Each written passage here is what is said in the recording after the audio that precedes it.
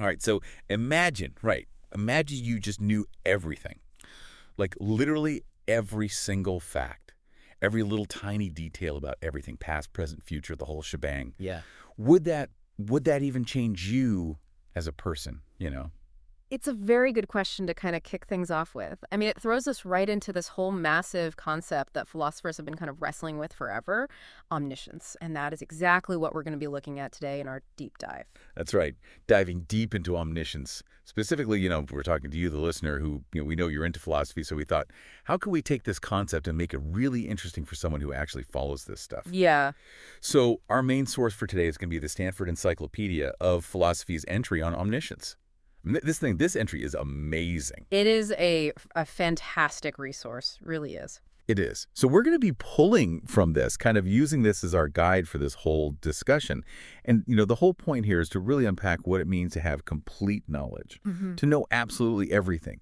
But we're going to approach this from a strictly philosophical point of view. So we're going to try to leave theological interpretations aside for now. Yeah, absolutely. Okay, so what do we going to cover today? So we've got a lot to get through. We'll begin, first of all, by just looking at how philosophers have tried to define omniscience. How do you actually define this concept? Right. And then we're going to look at some of the kind of features that are often associated with omniscience, particularly when we're talking about it in a divine context. And then we'll look at this age-old problem, this real head-scratcher, foreknowledge and free will. Like, how do these two things work together? Right. And then finally, we'll look at some of the more, I guess, contemporary problems. So things like omniscience and immutability, the problems of self-knowledge. Yeah. So that's DC knowledge of specific things, or DRE knowledge. And we'll even touch upon the implications of Cantor's theorem, the cardinality problem. Right. So there's a lot there. Buckle up. It's going to be a good journey, I think. Yeah, it's a lot. So I guess let's get started with the very basics. Yeah. Defining omniscience. Yeah. So at first glance, it sounds really easy. It's like, everything, right? Right. What's so hard about that? But like so many things in philosophy, it's way more complicated than that. Absolutely. Yeah. So the Stanford Encyclopedia starts us off with what they call D1, which is the most basic definition of omniscience. Okay. And it says that, so a being is omniscient if for every proposition, we'll call it P. Okay. If that proposition P is true, then that being knows P. So that's kind of a good starting point. It's really nice and concise, Makes sense, yeah. And just to be clear, when we talk about propositions here, we're talking about those declarative statements that can be true or false, like the cat is on the mat, or 2 + 2 = 4. Right, got it. Things like that. So pretty straightforward. So, so we have this D1, this very basic definition. Yeah. But then, right away people start asking questions. So doesn't knowing everything also mean that which propositions are false? Yeah, exactly. And that's where we get D2. Okay. D2 says, so for every false proposition, we'll call it Q, an omniscient being knows that Q is false. So it's kind of building on that first definition. Okay. But the interesting thing that the Stanford Encyclopedia points out is that this might actually already be covered by D1. Right, yeah. Because if Q is false, then the proposition that Q is false is true, right? Right. So if an omniscient being knows all true propositions, they would already know that one as well. Right. Kind of like if you have a perfect map that shows you all the right roads, then you automatically know which ones aren't the right roads. Yeah, exactly. So it's like built in, to that first definition. Right, exactly. And then there's D3, which kind of adds like another layer to it. Yeah. So this one says, an omniscient being believes no falsehoods. Yeah, so it's not just about knowing all the truth, it's also about not holding any false beliefs. Right. So if you know everything there is to know about reality, it seems like, you wouldn't have any room for any false beliefs. Yeah, logically that seems to follow. It would be kind of weird if you knew that P is true and then also believe that P is false. Right. Like something's got to give there. So there's this idea that an omniscient being has this kind of perfect alignment with reality. Right. So far, so good. But now it starts to get interesting because, the Stanford Encyclopedia points out that recently there's been a lot of debate about how we understand omniscience. Yeah. Like people are questioning if these very strict definitions actually capture everything. Yeah. So where are people going with this? So I guess some people are trying to refine it, They're trying to come up with more nuanced accounts of omniscience that maybe don't require knowing absolutely every single true proposition. Mm. So like Langtree, for example. Langtree says that God is omniscient if for every true proposition P, either God knows P or his not knowing P isn't because of some kind of cognitive defect. Okay. So it's like, could there be truths that even an omniscient being doesn't know? Not because they're, not smart enough, but maybe for some other reason. Right, so it's not just about, like, capacity. There could be other things going on. Yeah, exactly. Okay. And then we have Nagasawa, who talks about this idea of a perfect being having what he calls a maximally consistent set of attributes, Okay. including omniscience, omnipotence, perfect goodness. And this raises the question of trade-offs. Could maximizing one of these attributes require some sort of limitation in another? So like we were saying earlier, if you know about every terrible thing that's going to happen, could that impact your perfect benevolence? Right. So it's like, how do these different perfections all fit together? Yeah. And then there's a whole nother perspective that, comes from feminist epistemology. Yeah. And this is really interesting because it's not about limiting knowledge. It's more about expanding what we even consider to be knowledge. Yeah, absolutely. So the critique here is that traditional accounts of knowledge tend to focus too much on these propositional ideals, like, knowing that something is the case, that's the important bit. Okay. And they might be missing out on other really valuable forms of knowing. Okay. So what kind of things are we talking about here? So there's a whole bunch of examples. So like the understanding that comes from personal relationships, really knowing someone. Right. Or the knowledge that comes from care and empathy, or even the role of emotions in helping us understand things. Right. So drawing on people like Code, Delmia, and Jagger, Farmer basically argues that a truly complete form of knowing would have to include these dimensions as well. So it's not just about, like, collecting a bunch of facts. It's about actually understanding the world and the people in it on a deeper level. Exactly, yeah. And then there's this really interesting concept called omnisubjectivity. Yeah. Which was introduced by Zagzebski. Yeah. And this is the idea that an omniscient being could consciously grasp the first-person perspective of every conscious being. Like a perfect form of empathy. Yeah, like you could actually understand what it's like to be anyone else. Exactly. That's wild. But Zagzebski isn't saying that this replaces traditional omniscience. Okay. She argues that it either follows from omniscience or that you get omnisubjectivity when you combine omniscience and omnipresence. So it's like this additional layer of knowing. So it's not just about knowing about someone, it's about knowing as them, in a sense. Yeah. Okay, so we've got all these different takes on omniscience. Yeah. But despite all this new stuff, the encyclopedia makes a good point that a lot of the debates, the classic debates, the ones that we all love, they still center on D1. Yeah. Knowing all true propositions. Yeah. So as much as we like to explore the fringes, we do need to go back to the core. And that's where things get really tricky. Yeah. So let's stick with D1 for now and see what kind of problems pop up. Okay, let's do it. So the encyclopedia goes on to talk about these additional features that are often linked to divine knowledge. And the first one is infallibility. Yeah.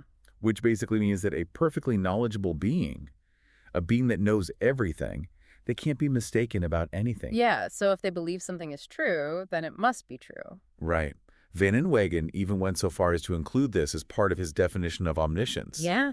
I mean, this really makes you think about, knowledge and belief in general. Like, can you really know something if there's even the slightest chance you could be wrong? Right. Yeah, it's a tricky one. So D1 says an omniscient being knows all true propositions, but it doesn't actually rule out the possibility that they could also hold a false belief. Right. Even if it seems super unlikely, that possibility is still there. So infallibility kind of closes that gap and makes it so that an omniscient being is just inherently incapable of being wrong.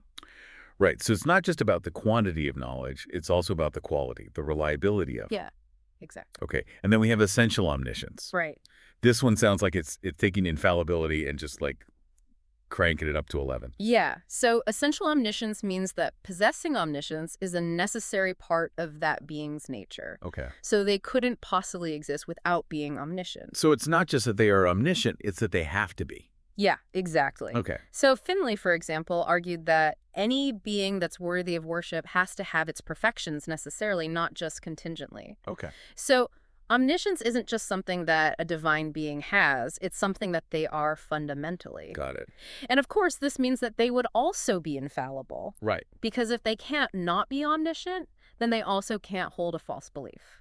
Right. Although, just to be clear, you could have a being that's infallible, meaning they're never wrong, but they might not necessarily know all truths. Yeah, that's a good distinction to make. Okay, so the encyclopedia then goes on to talk about this tension that Pike brings up, suggesting that essential omniscience might actually clash with the idea of voluntary human action, Yeah. which is a very interesting thought and kind of leads us into this whole problem of foreknowledge and free will. Absolutely. But before we get there, let's talk about this distinction between occurrent and dispositional knowledge. Okay. So, as philosophers, we often make a difference between actively thinking about something and just knowing it without really having to think about it. Yeah, so occurrent knowledge is when you're actively aware of a proposition that you know. Okay.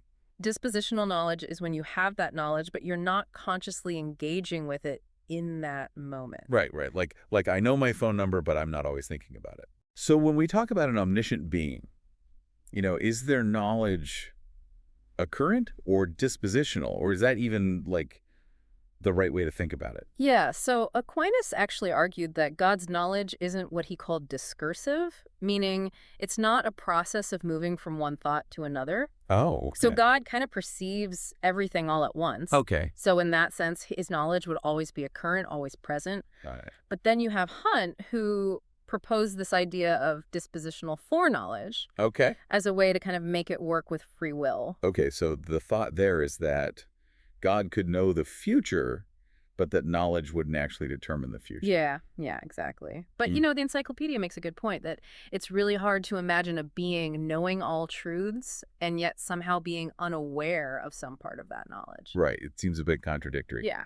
Okay, and then we have this other distinction, inferential versus non-discursive knowledge. Yeah. And again, Aquinas argued that God doesn't need to figure things out. Yeah, he doesn't deduce his knowledge. It's all immediate. Right, he just knows. But then you have Mavarose who comes along and says, wait a minute, what if all of God's knowledge is actually inferential? Yeah. Meaning it's all derived from the logical relationships between propositions. Yeah, like if you know a certain set of basic truths and you understand the rules of logic, then you can infer everything else. So it's kind of like a giant cosmic puzzle. Right. Where, if you have all the pieces and you know how they fit together, you can figure out the whole picture. Yeah, exactly. That's a very interesting way to think about it. It is, isn't it? And finally, let's briefly talk about knowledge and belief in the context of omniscience. Okay. Because usually when we talk about knowledge, it seems like belief is part of the equation. Yeah, so the standard account is usually justified true belief or warranted true belief. Right. But Alston argued that God doesn't actually need beliefs to know things. Okay. He just has this direct awareness of truth. There's no belief stage in between. So it's not that God believes a proposition is true. It's that God directly apprehends the truth. Yeah, that's the idea. Okay, that's a really interesting distinction. It is. Although, of course, Hasker and Dickinson have some problems with this view. Yeah. But it's still an important perspective to consider. Absolutely. So the encyclopedia concludes this section by saying that most of the debates around omniscience actually focus on the scope of the knowledge, what's being known, rather than how it's being known. Yeah. So, as we move into these more challenging problems, it seems like we're going to stick with D1 as our main working definition. Yeah, that makes sense. So let's talk about the big one, the one that's been keeping philosophers up at night for centuries: foreknowledge and free will. Right. How can these two things possibly coexist?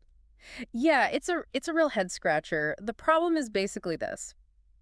If God knows for sure what I'm going to do tomorrow, does that mean my choice tomorrow isn't really free? Right, because if the future's already known, doesn't that mean it's already determined? Yeah. And if the outcome's already set, how could I possibly have the power to choose differently? Exactly.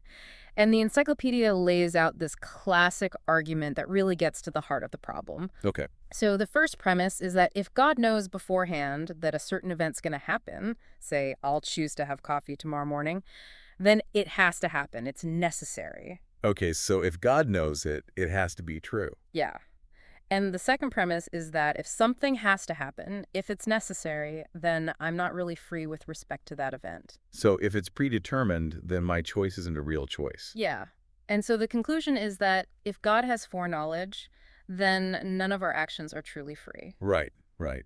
And this isn't just some modern-day philosophical problem. I know, no, this goes way back. Like Augustine and Boethius, they were grappling with this stuff centuries ago. Yeah, and they're still incredibly relevant, these attempts to kind of figure this out. Right, because it's a fundamental problem. Yeah. So Augustine, his his response is a bit ambiguous. Okay. You could read him as questioning that second premise. Okay. So maybe an action can be free even if it's necessary in some kind of divine sense. But Waringa, he actually interprets Augustine as resisting the conclusion itself. Okay. And then you have Boethius, who famously came up with a different solution. Okay. So he basically accepted the argument, but then he said, well, hold on. Maybe God's omniscience doesn't actually involve foreknowledge in the way we normally think about it, Okay. because God exists in this eternal present Okay. where all of time is laid out simultaneously. So there's no past, present, future for God. It's just all now. Yeah, it's just all there. Yeah. So God doesn't foreknow because there's no before for God. He just knows. Right. But then Aquinas came along and he spotted this really important ambiguity in that first premise, Okay. in that whole idea of necessity. Right. It's a subtle distinction, but as a philosopher, I'm sure you'll appreciate it. Yeah, absolutely. Yeah. We love subtle distinctions. So there's the necessity of the consequence, which says that it's necessary that if God knows A, then A happens. Right. And that's definitely true because that's just how knowledge works. Right. But if you interpret it that way, the whole argument falls apart Okay. because the conclusion doesn't follow logically. Right. Right. Then there's the necessity of the consequent, which says that if God knows A, then A is necessarily true in itself. Okay. Now, this would make the argument work logically, but the premise itself is false. Okay. Because God, in classical theism, he knows things that could have been otherwise. Right. Contingent truths. Yeah. So just because he knows something will happen, it doesn't mean it had to happen. Okay, so that clarifies things a little bit. But then, of course, there's a second argument that the encyclopedia brings up, which is even trickier. And this one focuses on the nature of the past. Yeah, it digs a little deeper. It's often associated with Pike, and others have kind of developed it further. Okay. So it introduces this idea of accidental necessity.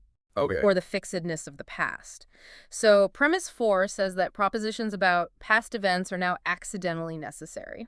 Okay, so, like, the fact that the sun rose this morning is now fixed? Yeah. Like, nobody can go back and change that? Exactly. It wasn't always necessary. The universe could have been different, but now it's unchangeable. It's part of the past. Right. So that's accidental necessity.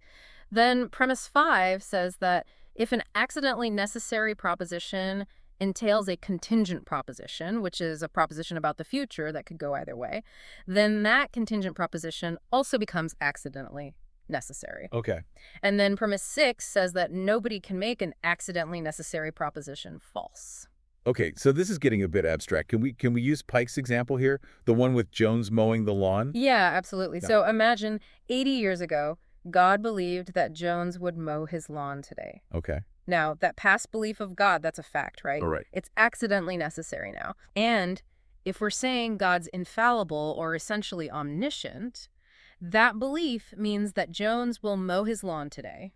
Right, because God can't be wrong. Exactly. But then, because of premise 5, this future mowing also becomes accidentally necessary. Okay. And because of premise 6, even Jones himself can't choose not to mow because that would mean God's past belief was false, which is now impossible. So it doesn't matter what Jones decides to do in the present. The outcome is already fixed because of God's past belief. Yeah, and this seems to really undermine the whole idea of free will. It does, yeah. So how do we get out of this mess? So there are a few ways to tackle this. Yeah. One is to challenge some of the premises. Okay. So Optimism and Plantinga, they question premise 4. Yep. They say there's a difference between hard and soft facts about the past. Okay, what does that even mean? So the idea is that some facts about the past might not be completely fixed. Okay. So like the statement, God believed Jones will mow, that might be a soft fact because it depends on whether Jones actually mows. If Jones doesn't mow, then maybe God never actually had that specific belief. Right. But, trying to define what counts as a hard fact and a soft fact, that's where things get messy. Yeah, it sounds really tricky. Yeah. Okay, so what about premise 5? Yeah, so that's the one that says accidental necessity is closed under entailment. Right. Melina denied that one. Okay. But a lot of philosophers find that premise pretty intuitive. Right, because if something's fixed and it leads to something else, how can that something else not also be fixed? Yeah, exactly. Okay. And Waringa even gives a pretty straightforward argument against denying this principle. Okay, so premise 5 is tough to get rid of. Yeah. What about premise 6? So premise 6 says that you can't make an accidentally necessary proposition false. Right. So some people have tried to deny this one. They say that Jones could still choose not to mend, even if it means God's past belief would have to be different. Okay, so this is the idea that we could somehow have power over the past, which, kind of messes with our usual ideas about how time and causality work. Yeah, it's a pretty radical view. It is. Plantinga and Mavrodes, they've defended versions of this view. Okay. But it definitely faces some serious philosophical problems. Yeah. So if it's so hard to dismantle this argument, are there any theistic responses that just say, okay, fine, maybe foreknowledge and free will just don't work together? Yeah, so some philosophers have actually gone back to Boethius's view of God's timeless eternity. Right. They argued that if God is outside of time, then the whole idea of foreknowledge doesn't really apply. Okay. Because for God, there's no future to know beforehand. It's all just there. Right. But, Plantinga and others have pointed out that even if God has eternal knowledge, we still run into the same problem. Right, because if God eternally knows that I'll make a certain choice, it still seems like that choice is determined. Yeah, exactly. So it's not a perfect solution. No. So this has led to what's probably the most popular response among philosophers who want to keep both omniscience and free will.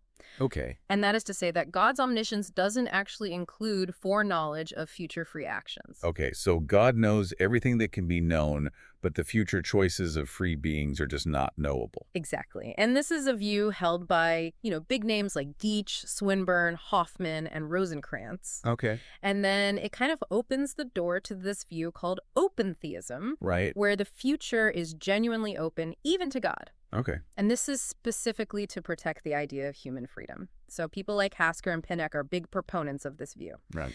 And then you have Mawson, who suggests this slightly less radical version, Okay. where God exists in time and he might only know the probabilities of future free actions, not the actual outcomes. Okay. But as the encyclopedia points out, all these views that limit God's knowledge of the future, they run into a pretty big problem. Okay. How do you reconcile this with the idea of divine providence? Right, the idea that God is guiding everything according to some plan. Yeah, if God doesn't know what we're going to do, how can he be in control? Yeah, that's a good question. So it requires a pretty significant rethink of how divine providence actually works. Okay, so let's shift gears a bit and talk about some of the other problems that omniscience faces. Okay. And one of them is this whole issue of omniscience and immutability. Right. So the idea that God is unchanging. Yeah. And this gets tricky when we start thinking about how truth changes over time. It does. So in classical theism, God is often seen as completely immutable. He doesn't change at all. Right. But Kreutzmann famously argued that knowing different things at different times implies that the knower is changing. Okay. And he was building on some earlier ideas from Brentano. Okay. So take a simple statement like, I am speaking now. Okay. Yesterday that was false. Right now it's true. Tomorrow, it'll probably be false again. So, if God knows all true propositions, then his knowledge of that particular proposition seems to be changing over time. Right. Which would mean he's not immutable. So, it's a pretty direct challenge to a core attribute of God. Yeah. It is. Okay, so how do we resolve this? So, philosophers have come up with a few strategies. Okay. Some of them focus on how we understand propositions. So maybe the propositions that God knows are eternally true.